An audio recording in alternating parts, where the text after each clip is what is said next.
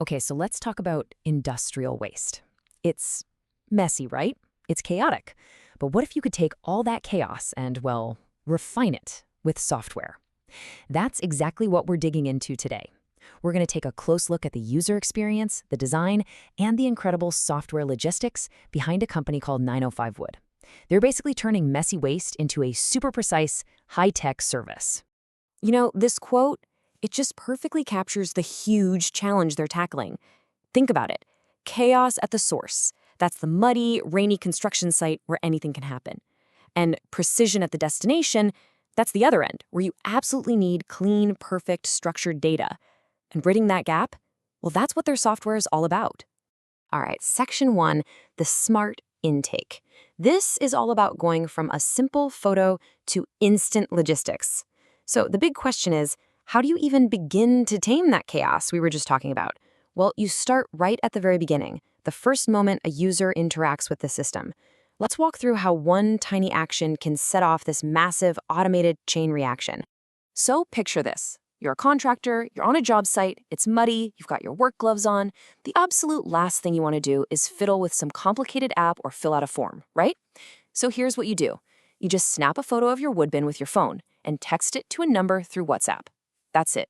Seriously, this is the brilliant first step in a super smooth self-serve process that completely cuts out the old school way of calling up a dispatcher. And check this out. The second that photo is sent, it triggers a whole cascade of events. A Twilio API gets the image, and in the background, these incredibly smart volumetric algorithms kick in. We're talking milliseconds here. They're instantly calculating the volume, estimating the weight, figuring out a dynamic price, and dispatching the closest truck. And before you can even put your phone back in your pocket, you get an SMS confirming it's on the way. The entire operation, from the muddy field to the back office, is perfectly in sync. Okay, so this is the first real layer of genius right here, on-device AI. What does that mean? It means the app has its own little brain, a lightweight neural network called EfficientNet B0 for the tech heads out there, that runs directly on your phone. It can look at the wood and classify it as clean or treated right then and there. And the best part, it doesn't even need an internet connection to do that first analysis. It's all happening locally. Okay, next up, friction as a feature. This is about an app that actually steps in and intervenes. Now, this is a really interesting, kind of counterintuitive idea, right? Because usually in software design, you want everything to be super smooth, zero friction. But with this app, they've intentionally designed friction into the experience. And it's not a bug, it's a feature, a critical safety feature. This thing isn't just a passive tool, it's an active partner in the process. Yeah, just think about almost every other app on your phone. They're totally passive, aren't they? They just sit there, they wait for you to tap, to type, to tell them exactly what to do. And they'll take whatever you give them, whether it's right or wrong, no questions asked. But this app, nope, it's completely different. It's built to be what they call an agentic partner. That means it's not just sitting there. It's actively involved, working alongside the user to catch and prevent really costly mistakes that could even have legal consequences, long before that truck ever pulls away from the site. And this is my favorite part. They call it the UI shatter. Imagine the app's visual AI looks at the pile and says, yep, I'm 99% sure that's clean wood. But at the same time, the phone's microphone picks up the contractor in the background saying the word demolition. And bam, the user interface literally shatters its own confidence. That green all good signal breaks apart like glass, and this big red high-risk warning takes over the whole screen. It's using audio context to override the visual guess. It's a genius way to make sure everyone stops and double-checks before a mistake is made. All right, so we've got all this cool tech. But let's be real, none of it means a thing if it can't handle the actual physical world. This is about designing for the field, where things are not clean and predictable like in an office. And this is probably the question you've been waiting for. The big what if.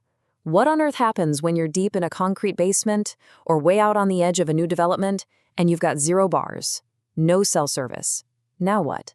The answer is a really smart offline first design. They built this thing from the ground up to work without the internet. And check out this clever UX detail.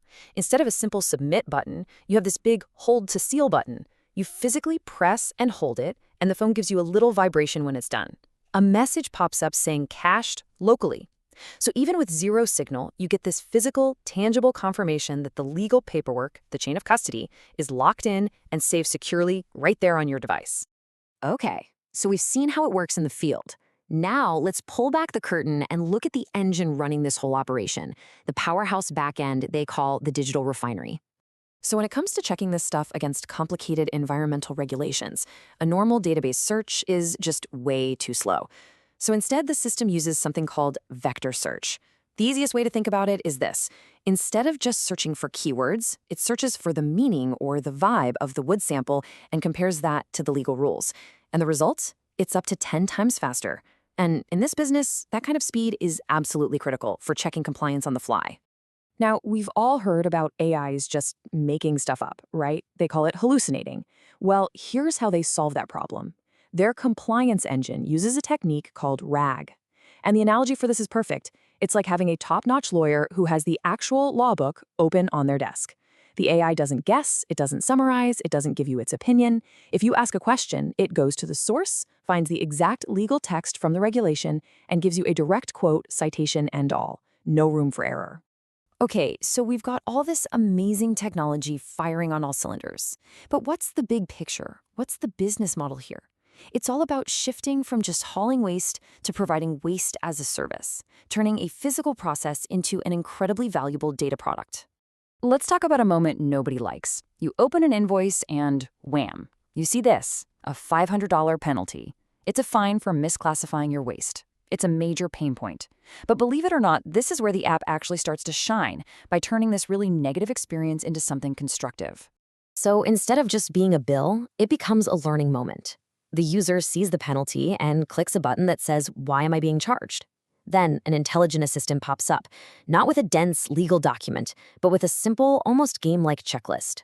It walks them through what went wrong and exactly how to sort the wood correctly next time. The goal isn't just to charge a penalty, it's to teach the user how to avoid it forever, to get those future penalties down to zero.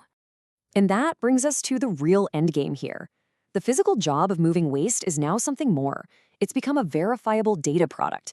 All of that info we've been talking about, the photos, the AI classifications, the weights, the timestamps, it all gets bundled up to give big corporate clients and even cities the precise, trustworthy ESG reports they absolutely need these days. It's the data that lets them prove they're leaders in the circular economy. So what this all means is that a pile of wood isn't just a pile of wood waste anymore. It's not a liability.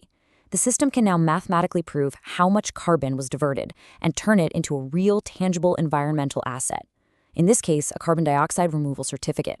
You're literally transforming waste into value. And that just leaves you thinking, doesn't it? This whole digital refinery concept was built for wood. But that core problem, chaos on one end, the need for precision on the other, that exists for so many other types of waste. So what's next?